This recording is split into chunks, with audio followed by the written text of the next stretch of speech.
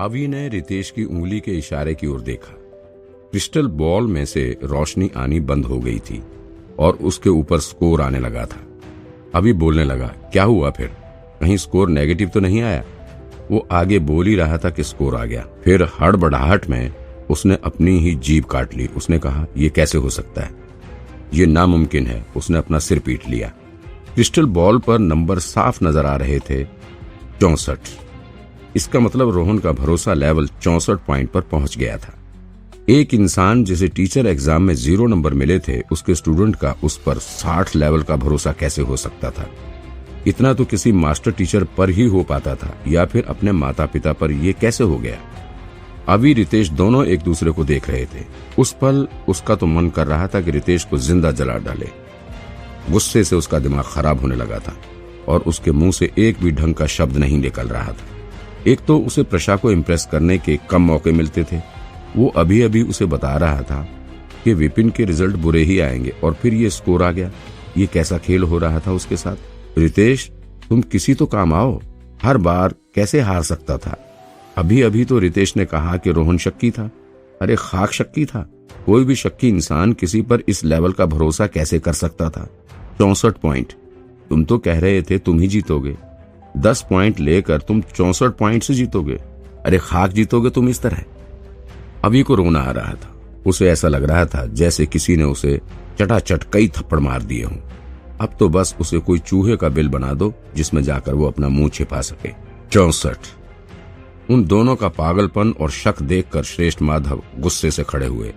इस लेवल का भरोसा तो किसी मास्टर टीचर पर ही किया जाता था। उसने भी पहले कभी ऐसे रिजल्ट नहीं देखे थे। एक इंसान जिसे टीचर एग्जाम में 0 नंबर मिले थे, वो किसी स्टूडेंट का भरोसा इस लेवल तक भी हासिल कर सकता था? और कैसे? उसने ये किया कैसे?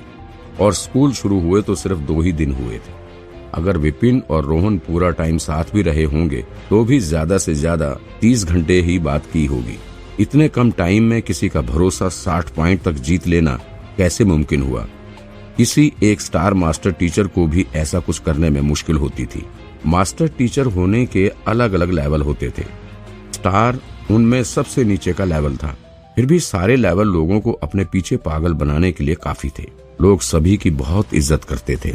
विपिन को अवि और रितेश के नाटक से कोई लेना देना नहीं था। उसने सीधा गोविंद सर और माधव सर से पूछा, श्रेष्ठ, क्या इसका मतलब ये हुआ कि मैं जीत गया? रितेश चिल्लाया, नहीं, क्रिस्टल बॉल ही खराब होगी, वरना तुम्हें इतना भरोसा कैसे हासिल हो गया? मैं इस रिजल्ट को नहीं मानता। इसमें कोई ताज्जुब नहीं था कि वो रिजल्ट मानने से इनकार कर रहा था। वो जिसे भिखारी समझ रहा था वही राजा निकला। एक 0 नंबर वाला टीचर होने की वजह से उसे लगा था कि विपिन का स्कोर नेगेटिव में आएगा, लेकिन यहाँ तो नेगेटिव नहीं बल्कि पॉजिटिव 64 आ गया। स्कूल के किसी भी टीचर का स्कोर इतना अच्छा नहीं आ पाएगा। उसे पूरा भरोसा था कि वो पागल नहीं था बल्कि बॉल ही खराब होगी। अवि ने भी उसका साथ दिया। मैं भी रितेश की बात मानता हूँ। विपिन को इस लेवल का भरोसा नहीं मिल सकता। अगर ऐसा हुआ तो उसके सामने शर्मा सर और वर्मा सर का क्या होगा? उन दोनों की बात सुनकर माधव सर कुछ कहने वाले थे, लेकिन तभी उन्होंने रोहन की तरफ देखा। वो जांच पूरी करने के बाद विपिन के पास जा रहा था। उसकी आंखों में विपिन के लिए आदर नजर आ रहा था। इस तरह का आदर दिल से ही आ सकता था। ऐसे आदर का नाटक करना नामुमकिन था। जिस तरह से वो विपिन को देख रहा था, उस तरह से ऐसे किसी इंसान को ही देखा जा सकता था जिससे कोई सच में इम्प्रेस हो गया हो। उसकी नजर में थोड़ा भी शक नहीं था।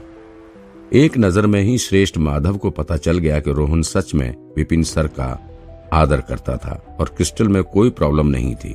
उसे देखकर श्रेष्ठ माधव को गुस्सा आने लगा। उसने अवि और रितेश को देखकर कहा, चुप रहो। इच्छा जांच पत्थर इंसान के दिल का टेस्ट लेता है और उसे अपनी असली इच्छा के मुताबिक ही रास्ता चुनना पड़ता है। आज तक इस पत्थर में कभी कोई प्रॉब्लम नहीं हुई जिसकी वजह से रिजल्ट में कोई खराबी आई हो। अगर तुम ऐसे बकवास करते रहोगे तो मैं तुम दोनों को यहाँ से बाहर फेंक दूंगा। मैं। श्रेष्ठ माधव को इतना गुस्से में देखकर अवि और रितेश के मुंह बंद हो गए। उनकी कुछ भी बोलने की हिम्मत ही नहीं हो रही थी।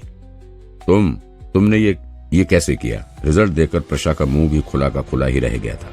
उसे यकीन नहीं हो रहा था कि ऐसा रिजल्ट भी आ सकता था। 64 पॉइंट का भरोसा कराटे स्कूल के मशहूर टीचर सालों तक स्टूडेंट्स को पढ़ाकर भी ऐसे रिजल्ट नहीं ला सकते थे। कल से ही ये आदमी तरह तरह के सरप्राइज दिखा रहा था। उसने तो सोचा भी नहीं था कि आज का सरप्राइज कल से भी ज्यादा बड़ा होगा। इसमें कोई हैरानी नहीं कि वो इतना बेखौफ था। उसे तो पहले से ही पता होगा कि वही जीतने वाला था। विपिन ने कहा, अब क्योंकि मैं जीत गया हूं तो क्या हम अपना एग्रीमेंट पूरा करें? रितेश सर से उनका लाइसेंस लेना है और फिर उन्हें 100 कोड़े भी मारने हैं। अब क्योंकि ये मामला आगे बढ़ ही चुका था तो अगर वो खुद हार जाता तो उसे भी यही सजा मिलती। मैं दूसरी दुनिया से आया था, तुमसे अच्छी दुनिया से आया था और मेरे पास लाइब्रेरी का तोहफा भी था। तुम्हें क्या लगा कि तुम्हारे जैसे पुराने इंसान से मैं ऐसे ही हार मान जाऊंगा? अब श्रेष्ठ गोविंद उलझन में पड़ गए। वो तो अपने पोते की बदला लेने में मदद करना चाहते थे, लेकिन यहाँ तो उल्टा ही हो गया। उसका बदला लेना तो दूर की बात थी, उल्टा उसे चांटा और लग गया फिर से। उसे समझ नहीं आ रहा था कि वे इस हालात को कैसे संभालें। थोड़ा सोचकर गोविंद सर बोले, छोटी सी बात का बड़ा मुद्दा बनाने की कोई जरूरत नहीं है। विपिन सर, अब क्योंकि आप जीत गए हैं तो इस मामले को यहीं खत्म कर देते हैं। मामला खत्म कर देते हैं? अगर मैं हारा होता तब तो आप शायद ऐसा कुछ ना बोलते, विपिन ने गुस्सा काबू करते हुए कहा। अगर वो आज हारा होता तो गोविंद इस मुद्दे को लेकर विपिन के पीछे पड़ जाता और जब तक उसे स्कूल से निकाल नहीं दिया जाता तब तक वो शांत नहीं बैठता। इस स्कूल में तो उसका जीना दूभर हो जाता और अब जब वो जीत गया था तो वो बातचीत करके इसे खत्म करना चाहता था। ये कैसा मजाक था? गोविंद सर ने गुस्से से कहा, बदतमीज, अपनी पहचान मत भूलो। तुम बस एक लो लेवल के टीचर हो जिसे आज किस्मत से ऐसा स्टूडेंट मिल गया जो तुम पर बहुत भरोसा करता है। ये बस एक ही बार हुआ है, बार बार नहीं होगा। इसमें इतना खुश होने की कोई जरूरत नहीं है। अगर तुम सच में काबिल होते तो उनका भरोसा नहीं, उनका विकास का लेवल बढ़ा पाते। पहले अपने स्टूडेंट का विकास का लेवल बढ़ाकर दिखाओ, फिर बात करना। तुमने सिर्फ एक ही स्टूडेंट का भरोसा जीता है, इसमें कौन सी बड़ी बात है? विपिन को डांट पड़ते देख रितेश ने भी दो टूक जोड़ने चाहे। ठीक कहा, इस विपिन में बस लोगों को धोखा दे सकने का ही टैलेंट है, इसलिए तो जल्दी ही इस स्टूडेंट के भरोसे का लेवल इतना बढ़ गया। सच तो यह है कि इसी विपिन के एक स्टूडेंट ने इस पर कुछ ज्यादा ही भरोसा कर लिया था और फिर एक दिन उसी भरोसे की वजह से उसकी टेक्निक खराब हो गई और वो पागल हो गया। उसे अब पूरी जिंदगी इस विपिन पर भरोसा करने का मलाल रहेगा। भरोसे का लेवल सिर्फ एक टीचर के स्टैंडर्ड को ही बता पाता था, उसका असली टैलेंट नहीं।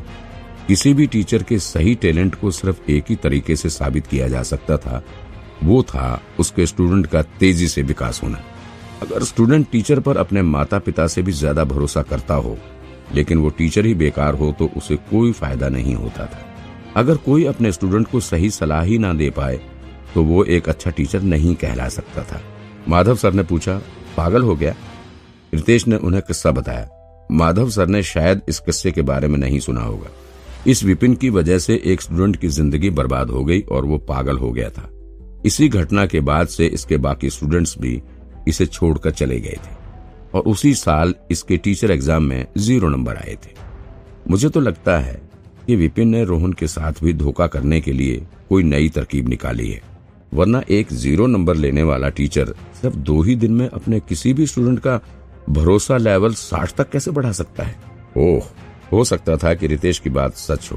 पहले भी एक टीचर ने एक स्टूडेंट को फंसाने के लिए कोई खास तरीका अपनाया था ताकि उस स्टूडेंट के सहारे वो मास्टर टीचर बन सके। जो तरीका उसने यूज किया था वो हिप्नोटाइज करने के जैसा ही था, जिससे स्टूडेंट को दिल से लगता था कि वो टीचर वाकई में बेहतरीन था। लेकिन ऐसे तरीके उस टाइम के लिए ही काम आते थे। टाइम खत्म हो जाने के बाद स्टूडेंट खुद पर ही शक करने लगता था और उसके दिमाग पर गहरा असर पड़ जाता था। कहीं विपिन ने भी ऐसा कोई तरीका तो यूज नहीं किया।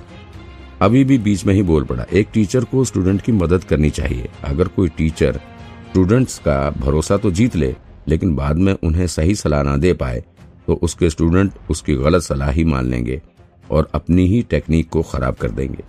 ऐसे तो कोई बड़ा एक्सीडेंट भी हो सकता है। इसलिए ही ना तो स्कूल के अंदर और ना स्कूल के बाहर कोई भी इस विपिन पर भरोसा नहीं करता और इसे स्टूडेंट्स भी नहीं मिलते। इस साल भी इसे सिर्फ 5 स्टूडेंट ही मिल पाए हैं। माधव सर को हैरानी हुई और वे बोले, सिर्फ 5 स्टूडेंट ही? ये तो बहुत ही कम नंबर है।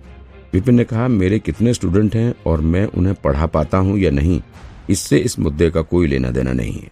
ये इच्छा जांच की बिल्डिंग है। मैं और मेरा स्टूडेंट यहाँ पर इच्छा जांच के लिए आए हैं। जांच से पहले ही हारने वाले की सजा डिसाइड कर ली गई थी।